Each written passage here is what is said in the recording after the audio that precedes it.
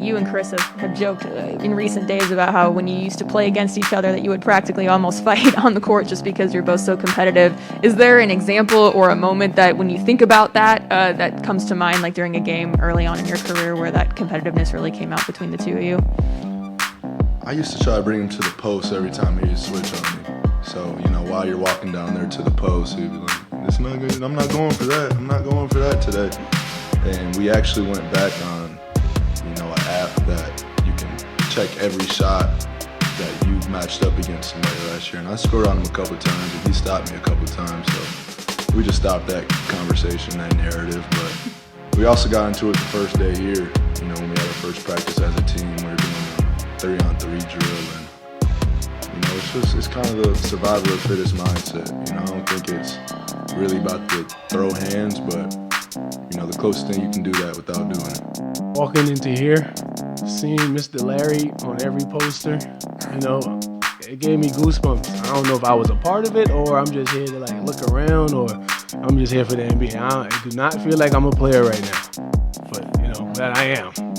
Only professional team that has Phoenix in it. Every other team's Arizona, so Phoenix Suns is the baby franchise here, and they love it with a passion. And, I'm wearing the shirt from '93 right now. I think it started around that time to when, they developed that. You hear people talk about, I remember when I watched Charles and them. You hear those stories at all times, and seeing the passion in their eyes when they're telling the stories, and even being at the bottom of the barrel for the past 5 years and them still showing up and showing love, shows that same type of love that they have for this team. Chris say everything to me. He tell me when I'm playing well, when I'm playing bad. I think that's probably the most exciting part is my kids are of the age that they know everything that's going on. My daughter, who hasn't been a fan of any of my games my whole career, I think that's probably what touched me after the Western Conference Finals is to see her with emotions and see her so excited. So, yeah, just enjoying the process and all the different moments of it, but ready to go. Yeah, I don't think it'll hit me till it's all over. Even Western Conference champs, we're on this pursuit to, do what we set out to do, and we're here now. So it's kind of hard to reflect on what you're doing when you're in the moment. So, our main focus right now is, to win those 4 basketball games, and that's pretty much it. I'm very grateful for the opportunity, but I'm looking for a different outcome than I did last time. Honestly, that's all fine that I've been here before, but I haven't won anything, so it really doesn't mean anything to me personally. But I use that my last stint as motivation to get back here, to have a chance to play for it all again, to work my way to be in this position. Hopefully it's a different result, and that's my motivation in it all. So it's great to be a part. Be here again and be a part of a special team, but I want to get the job done this time. It's still basketball. I think we all locked into the goal at hand, and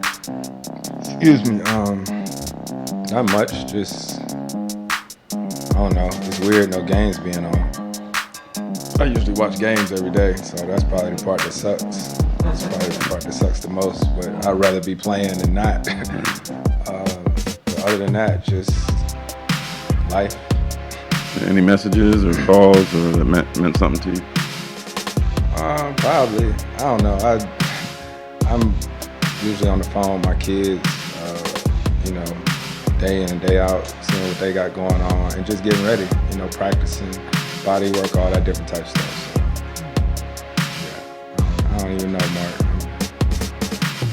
You're focused. Yeah. Back left? This means a lot, and obviously watch the finals every year of my life, and this is obviously something that millions and millions of people around the world would give a lot to be a part of. So the fact that myself and my team and everyone in this organization has an opportunity to play in it is incredible, and I'm just really thankful that I have this opportunity.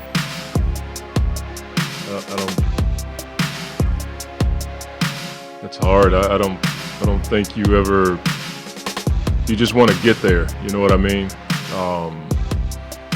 And as a head coach, I don't have time to do all of that. I'm just focused on the things necessary to get wins. That's all I'm thinking about. I can't stop and think about my feelings, or human nature leads you there sometimes, and then I snap out of it and I just move on to the next objective, which is more film, conversations with the coaches and players, that kind of thing. But obviously it's there's a level of gratitude to be in this position, but you move on from that and you start to strategize and figure out ways to maximize the moment. As a kid, I was a really, really big T-Mac fan, so Tracy McGrady was definitely number one. It got older, it was KD, and then Rondo as well.